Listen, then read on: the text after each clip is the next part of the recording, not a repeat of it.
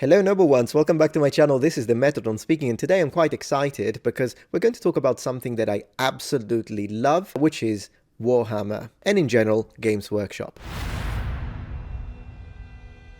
Now, I've been addicted to all sorts of different types of tabletop games and miniatures that are produced by Games Workshop since I was 13.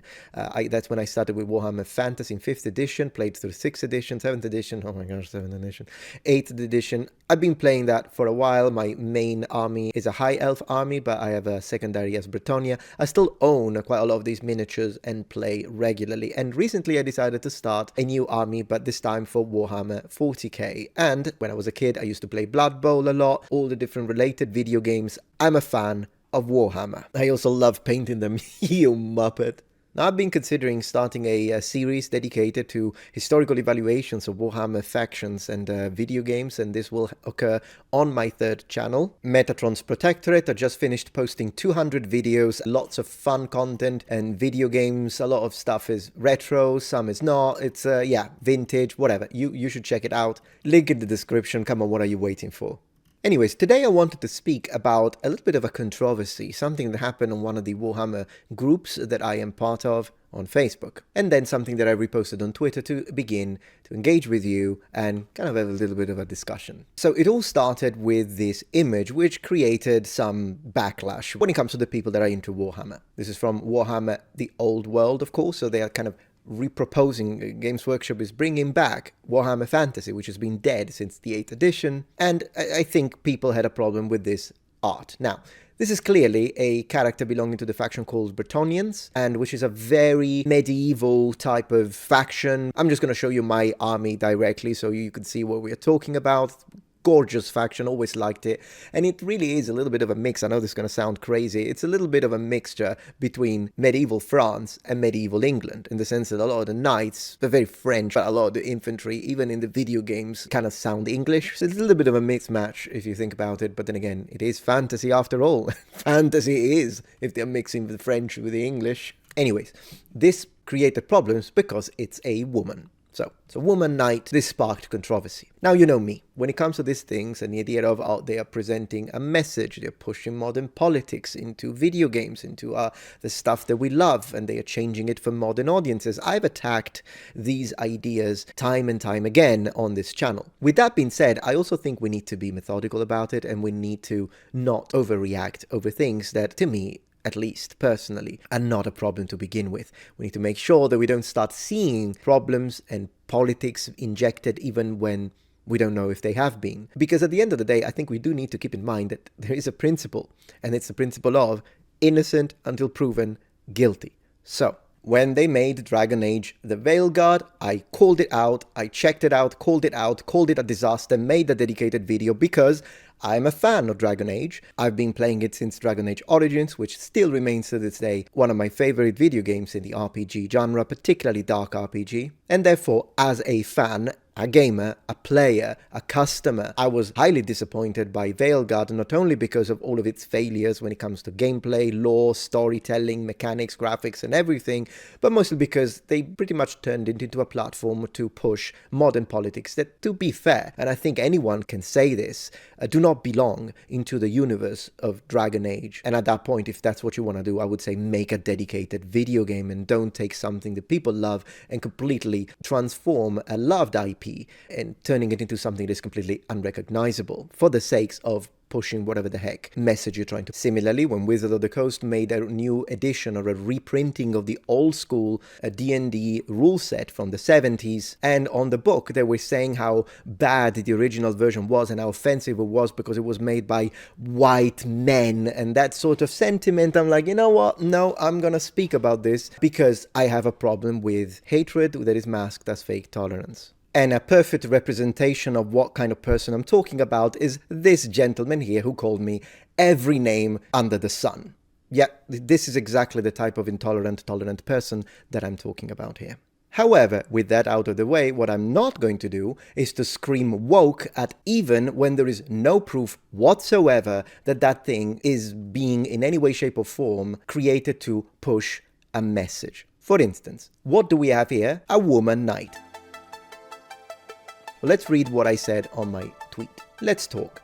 I've noticed that this official image from Games Workshop about Warhammer the Old World has sparked some controversy. It's an overreaction. As someone who has played Warhammer Fantasy since 5th edition in the 90s and owns 5 complete armies fully painted, one of which is Bretonnia, I don't mind it at all. Some people seem offended by the introduction of a female knight, but I don't see why. In the real world, knights were men, of course, although even in our European Middle Ages, if we put the title to the side for a moment, we had the exception being Joan of Arc, who was not a knight, but did don full plate armor on the field of battle. If it happened in the real world, I don't see why it couldn't happen in a high fantasy world, and even more so, one that has a high degree of magic. I would personally make them special characters rather than a full unit of female knights, but I would leave it to the player's imagination. I love the concept of a woman in armor. Moreover, the woman fighter is not a new thing.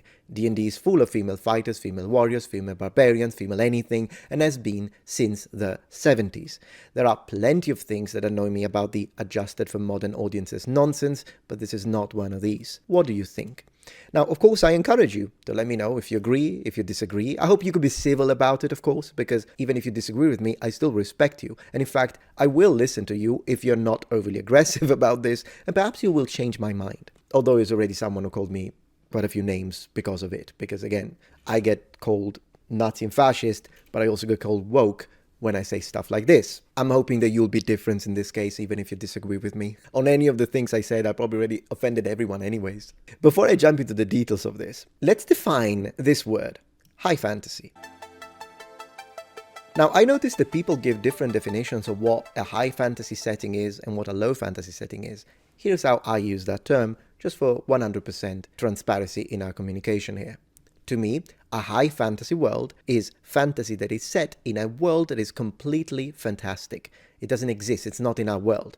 On the other hand, a low fantasy is a world or a setting that is set in our world, even though it's still a fantasy interpretation of it. So, based on this categorization, Harry Potter and Conan would be low fantasy, as they are set in our world, while Dungeons and Dragons, for instance, Forgotten Realms or Dragonlance, Dark Sun, these are all high fantasy. Then the same would be with Heroes of Might and Magic, for instance, that I would consider high fantasy. Erathia is not on our world. Dragon Age, for instance, that's more of a dark fantasy. Now, this is my interpretation, that's how I classify it. Warhammer is clearly inspired by our world, like you can see how the Empire are pretty much Germans, and as I was saying, Bretonnians are kind of like French, but it doesn't seem to be actually set in our world. But regardless, even if you could prove and tell me, no, I read these 15 books and I'm an expert on the lore, it is low fantasy because it's set in our world, still, it's fantasy, and there are dragons flying around. Now, I also noticed that some people classify high fantasy as a setting where there is a high presence of magic,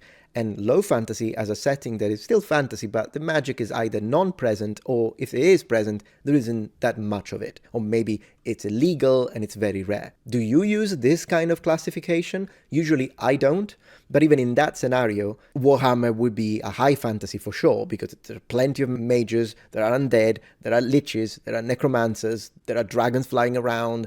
Yeah, even in that definition would be a high fantasy. But regardless, in a world full of dragons and monsters and orcs and goblins, diverging slightly from a historical reality to create the concept of a woman knight, to me, isn't that big of a problem. Now, given if this were a video game or a setting or a board game or a tabletop miniatures game that was set in our real world and it was preaching to be historically accurate, like for instance Kingdom Come Deliverance did, and then they start introducing female knights all over the place, then yeah, I would have a problem with that because, well, now stop saying that you are historically accurate at that point, which is why there are indeed some areas in Kingdom Come Deliverance that people can have a problem with due to a lack of historical accuracy, and I might make a dedicated video to it. But Warhammer has got the dragons flying. So I personally don't have a problem with this. Now, given some people could tell me, okay, from a fantasy perspective, you can justify it. But what if they're doing it because they want to push the message of a feminist, independent girl boss? Well, once again, I think we need to start with the idea of if. If means innocent until proven guilty. And whether or not that would be guilty would really very much depend on how it's represented. If said knightly hero is well created, well written, and is not trying to constantly preach modern politics, then I have no problems with it whatsoever. Even if we see in a scene that through magic, she's got a magic ring, she's got a magic sword, and she's an experienced knight, and she defeats men in combat, even though they are bigger and stronger, it's fine. At that point, I wouldn't have a problem with it. So it would be a very much of a case-by-case scenario. Are they writing it in an obnoxious way, like they did for Dragon Age Veilguard? Then I'm going to have a big problem with it.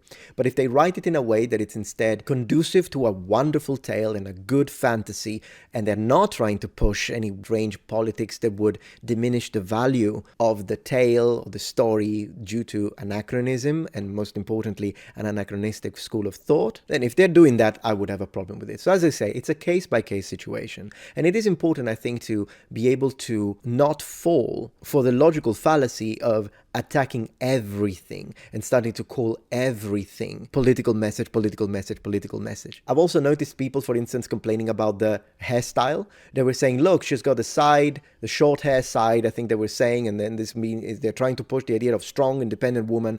I'm sorry, but that's how I mean, maybe not exactly today, although then again, that's what I do with my hair. I keep it on the side. I do this all the time. I think that's what they're doing, that if anything, I think the hair should be a little longer. But do notice one thing. If this was really one of those situations where we know that there are people that are trying to push specific messages, would they really have chosen a white woman with red hair, a ginger hair? A white ginger hair is the antichrist to some of those people, and you know the type of extremists that I'm talking about. So in this situation, yeah, I don't know, man. I mean, I don't think they would have done this at this point if this was really the situation. I could be wrong. Maybe in a little bit, we're going to start having people with modern ideas into Warhammer. And if that happens, that's when I'm gonna make the video about it and I'm gonna complain. But Metatron, didn't you just contradict yourself? You literally just said that as long as it's high fantasy and there are dragons flying around, then some anachronism is not a big deal. It doesn't need to match one-to-one our real world. So, as long as it's high fantasy, couldn't people just put any form of modern ideas, ideologies, and politics into the game? Imagination is imagination. But here's the thing, while little modifications can still work, if it is political discourse, it's gonna produce an obnoxious, dividing product. Warhammer role-playing games have always been a uniting type of product, something that put people together, even if they came from different backgrounds, different political ideas, different ethnicity. The hobby was meant to unite. If you add politics in it, it will divide. But I'm not going to complain just because there is a female warrior or a female knight on the half chance that maybe they're trying to push some ideologies, because this is fine. And in fact, I would field one. I would deploy it. I would have the miniature of a woman paladin, and then I would paint her. I would do a redhead like this, probably. And then I would put her on the, even if only to upset some people, and then I would put her as like the hero inside a Knights of the Realm unit, and I think that that would be awesome. I do not see a problem with it. Unfortunately, I think we're getting to a point where we have become too sensitive to anything, and there is a reason. There is a reason why this has happened. It's because, yeah, people have pushed their hand too much, and this idea of we're going to put politics and write things in a way that is absolutely horrible, but then if anyone complains about it, we're going to call you a racist or we're going to call you homophobe and all that. Yeah, people are sick of it, but we have to still maintain a position of justice. We shouldn't get to a point where now we do what we accuse other people of doing, which is using a word so much that it loses all of its meaning. In other words, you know how everybody's a racist, everybody's a Nazi, everybody's a fascist, when now those words mean nothing? Well, likewise, it's now becoming the situation where everything is woke and everyone is a femi-Nazi, and those kind of words, if you use them too much, which people do, absolutely people do, and if you're being fair, even if it's not you, right? Maybe you only say it if you see an actual racist, you call them racist, but you don't call everyone racist. And if you see an actual political activist that is pushing stuff, you call them for what they are, but you don't call everyone woke. Then at that point, I don't have a problem with you, and I'm not talking about you. In fact, we're probably on the same note. You and I think the same, but I'm talking about the people that you do know. Just like you have people that call everyone racist and everyone fascist, there are also people that call everything woke. And I do not want to be like one of those, because it's unfair and it's unjust. And most importantly, it's not descriptive, and it weakens the strength of the words that are being used. Eventually, those words will mean nothing, because then if you do have an activist, like in the case of Dragon Age Veilguard, and people call them woke, too late. Now anyone hears you, they'll just roll their eyes and won't listen to you, because you called everything woke, including freaking Metroid. Is she woke because she's a woman and she's strong? I don't think so. I think she's awesome, and I actually love the way the character is created. In fact, here she is, without the gear. Now, given the other side might hate her because she's a blonde white girl, I hate all extremists.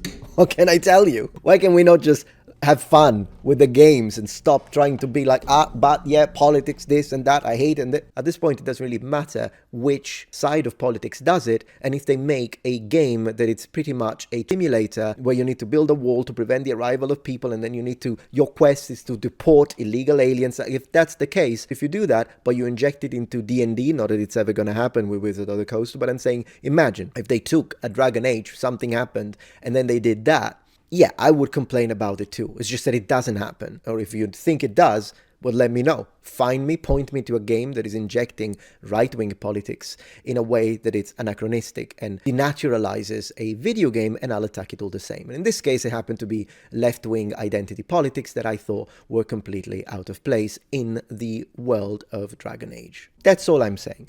So, at this point, I don't have any problem with Games Workshop, but I will keep an eye to see what happens, how the situation develops. This was just a little thing to let you know first that I love Warhammer Fantasy and I'm gonna review them. Today I just wanted to say, yeah, I will keep being moderate about this and just call out the stuff that needs to be called out. But be careful not to go into the slippery slope that puts you in a position where now you can't see anything without thinking that maybe they're injecting some politics in it.